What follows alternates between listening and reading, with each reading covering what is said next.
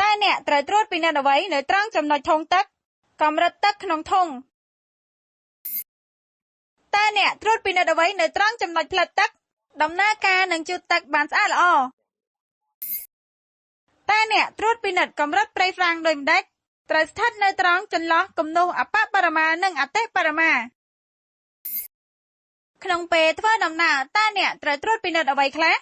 ដំណើរការនាឡិកាសីតុណ្ហភាពទឹកនាឡិកាសាកអាគុយនិងសញ្ញាហ្វ្រាំងព្រមទាំងសម្ពាធប្រេងម៉ាស៊ីន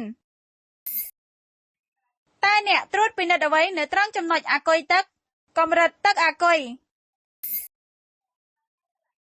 តែអ្នកត្រួតពិនិត្យអ្វីនៅត្រង់ចំណុចសម្បកកៅស៊ូកង់សម្ពាធខ្យល់ភាពសឹកប៉ោងប្រេះមុតនៅរៀងរាល់ពេលមុននឹងចូលក្នុងរថយន្តអ្នកត្រូវត្រួតពិនិត្យអ្វីខ្លះមើលកង់កុំឲ្យធូរនិងភ្លើងចង្កៀងត្រូវឲ្យស្អាតជានិច្ចតើភាពសឹករបស់សម្បកកង់រថយន្តគ្រួសារត្រូវឲ្យនៅសល់ជម្រៅក្រឡាយ៉ាងតិចប៉ុន្មាន 1.6 មីលីម៉ែត្រតើអ្នកត្រួតពិនិត្យអ្វីនៅត្រង់ចំណុចចង្កូតភាពរឹងមាំនិងមិនត្រូវឲ្យតឹងពេលកាច់ចង្កូតតើគម្លាតដងឆ័ត្រហ្វ្រាំងត្រូវធ្វើការកែតម្រូវចាប់ពីប្រវែងប៉ុន្មានមីលីម៉ែត្រលើសពី20មីលីម៉ែត្រ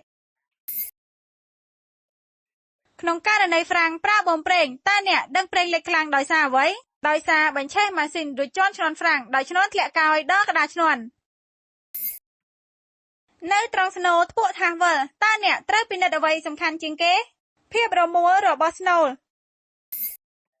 តើនៅត្រង់ចន្ទះអ្នកត្រួតពិនិត្យអ្វីជាសំខាន់ភាពប្រេះស្រាំបាក់ឬរំកិលនៅត្រង់ទ្វារនៃរថយន្តតើអ្នកត្រួតពិនិត្យអ្វីជាសំខាន់គន្លឹះឬសោទ្វារចំពោះធុងប្រេងឥន្ធនៈតើអ្នកត្រូវត្រួតពិនិត្យអ្វីជាសំខាន់ភាពលិចឬជ្រាបតើអ្នកបើកបរត្រូវត្រួតពិនិត្យអ្វីត្រង់កាឡេរថយន្តភាពប្រេះស្រាំឬកោងនៅត្រង់ថាសវិលផ្លាតូហ្វមតើអ្នកត្រួតពិនិត្យអ្វីសំខាន់ជាងគេភាពប្រេះស្រាំឬសឹកខ្លាំងកៅស៊ូកង់នៃរថយន្តតើអ្នកត្រួតពិនិត្យអ្វីជាចាំបាច់ភាពសឹកតឹងធូរឬប្រេះនៅពេលអ្នកធ្វើដំណើរប្រហែលប៉ុន្មានម៉ោងត្រូវឈប់ត្រួតពិនិត្យគ្រឿងធ្ភក់សណ្ដោងសឺមីរ៉ឺម៉កឬរ៉ឺម៉កប្រហែល3ម៉ោងតើគម្លាតដងឆ័ត្រហ្វ្រាំងត្រូវធ្វើការកែតម្រូវមកត្រឹមប្រវែងប្រហែលប៉ុន្មានមីលីម៉ែត្រទើបត្រឹមត្រូវ13មីលីម៉ែត្របើរង្វង់ដៃចង្កូតមានបន្ទាប់ជិត 0.5 ម៉ែត្រតើស៊ឺចង្កូតត្រូវរក្សាប៉ុន្មានមិនលើសពី10ដឺក្រេតើអ្នកបើកបរត្រូវត្រួតពិនិត្យអ្វីជាសំខាន់ចំពោះដៃចង្កូតនិងដងចង្កូតភាពធូររលុងឬជាប់គាំងភាពប្រេះស្រាំឬបាក់តើអ្នកបើកបរត្រូវត្រួតពិនិត្យអ្វីជាសំខាន់នៃធុងអាគុយភាពជាប់និងកម្រិតទឹកអាគុយតើអ្នកបើកបរត្រូវត្រួតពិនិត្យអ្វីចំពោះសាក់ស៊ីរថយន្តភាពប្រេះស្រាំកោងឬបាក់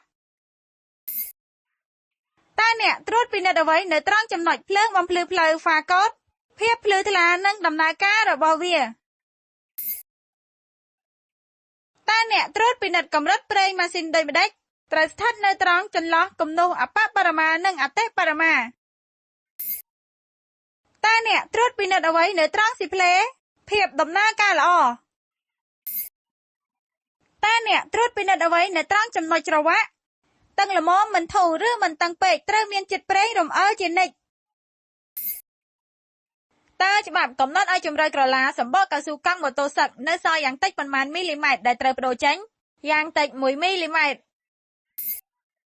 តើអ្នកត្រួតពិនិត្យអ្វីនៅត្រង់ចំណុចប្រេងម៉ាស៊ីនភាពលេចជ្រាបនឹងត្រូវឲ្យមានតាមកម្រិតកំណត់តើអ្នកត្រួតពិនិត្យអ្វីនៅត្រង់ចង្កៀងភ្លើងសញ្ញាភាពដំណើរការល្អឬភាពខូចឬក៏ខ្វក់តើអ្នកត្រួតពិនិត្យដូចម្ដេចនៅលើកញ្ចក់មើលក្រោយត្រូវមានសភាពច្បាស់ល្អនិងដាក់ឲ្យត្រូវទីតាំងតើអ្នកពិនិត្យអ្វីនៅលើខ្នងកង់ម៉ូតូភាពធូរកម្មនៃខ្នងកង់តើអ្នកត្រួតពិនិត្យអ្វីនៅត្រង់ចំណុចហ្វ្រាំងស៊ឺនិងដំណើរការហ្វ្រាំងដៃហ្វ្រាំងជើងតើអ្នកត្រួតពិនិត្យដូចម្ដេចចំពោះខ្ចៅនិងប៊ូឡុងម៉ូតូត្រូវមានសភាពតឹងល្អតើ អ្នកត្រួតពិនិត្យអ្វីនៅត្រង់កុងទ័រល្បឿនភាពដំណើរការល្អតើអ្នកត្រួតពិនិត្យអ្វីនៅត្រង់ចំណុចដៃចង្កូតម៉ូតូភាពរឹងមាំល្អរបស់វាតើអ្នកត្រួតពិនិត្យអ្វីនៅត្រង់ម៉ាស៊ីនម៉ូតូភាពលេចជ្រាបប្រេងម៉ាស៊ីននិងកម្រិតប្រេងម៉ាស៊ីន